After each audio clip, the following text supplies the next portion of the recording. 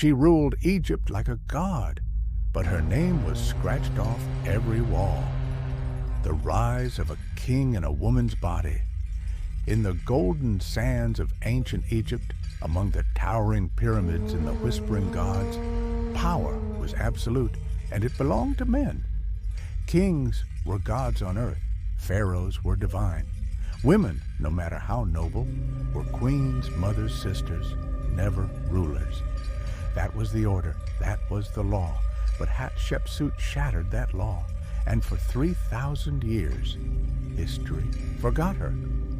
Born to Pharaoh Thutmose the Pharaoh and Queen Ahmose, Hatshepsut was no ordinary princess.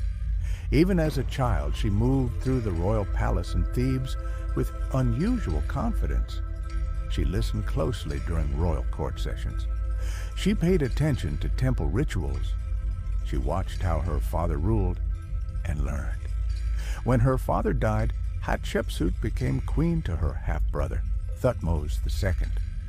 Their marriage was political, her role ceremonial.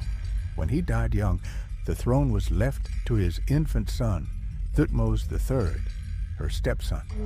Egypt faced a crisis. A baby could not lead an empire, and so Hatshepsut stepped in as regent, a temporary protector of the throne, but she had something else in mind, something no Egyptian had ever dared.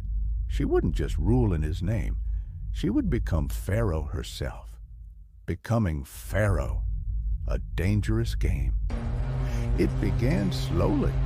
She appeared more frequently beside the young king. Her name started to appear on royal decrees, then on temple walls, but not as a queen, as something more. One day, she appeared before her priests not in a gown, but in the kilt and headdress of a pharaoh.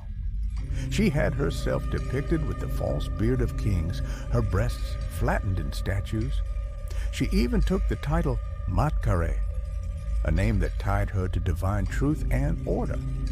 This wasn't disguise, this was a declaration. I am Pharaoh, she was saying. I am not ruling for a boy, I am ruling for Egypt. And Egypt obeyed. The priests were won over. The military stayed loyal. The nobles bowed.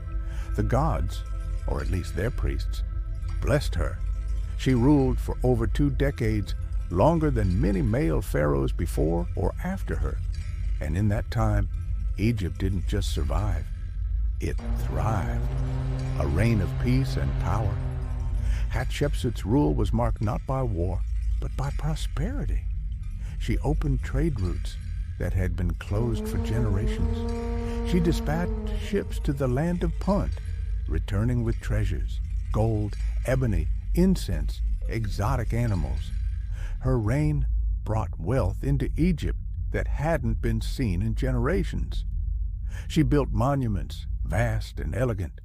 Her crowning achievement was the stunning mortuary temple at Deir el-Bahri, carved into cliffs and rising like a staircase to the heavens. Columns towered over courtyards. Statues of her lined the pathways. Inscriptions told of her divine birth, that the god Amun himself had fathered her, making her rule sacred.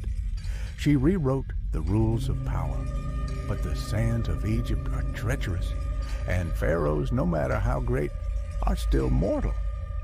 When Hatshepsut died, her stepson Thutmose III finally took the throne in full. And he remembered how she'd taken his crown, how she had ruled in his place, and how she had tried to rewrite history by placing herself among the gods. He would have his revenge. The erasure begins. Years after her death, a strange campaign began. One by one, her statues were smashed. Her name was chiseled off temple walls. In the inscription she had once used to prove her divine right, a different name was carved. Thutmose III.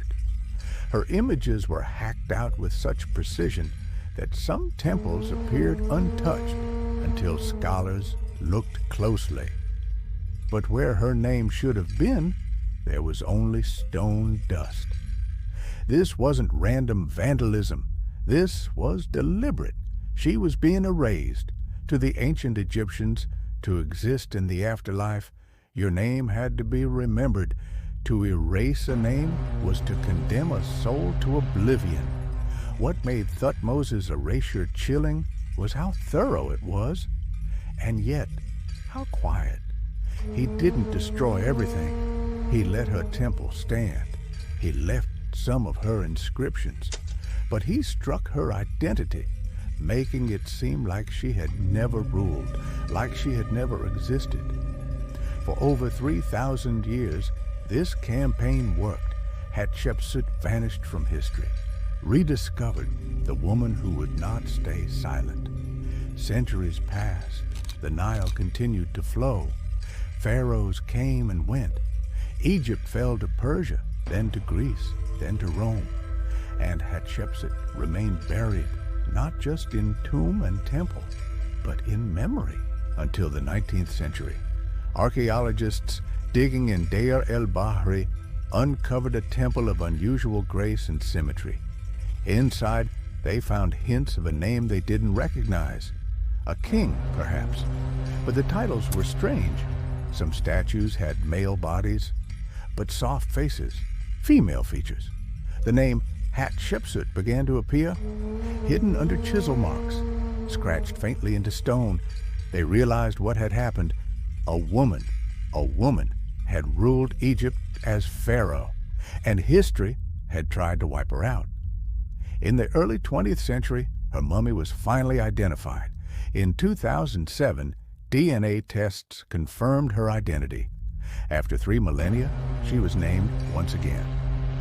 Hatshepsut had returned. A legacy reclaimed. Hatshepsut's story is not just one of ambition or power. It's the story of how history is written and erased by those who fear what it remembers. She ruled like a god. She led like a king. And she built like a legend. Her reign was peaceful, her achievements enduring. But because she broke the rules, as because she dared, history tried to silence her. But truth has a way of rising, like the Nile in flood season.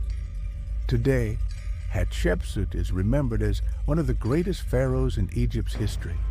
Man or woman, her temple still stands, her statues restored, her name spoken once again. And perhaps that's the greatest revenge.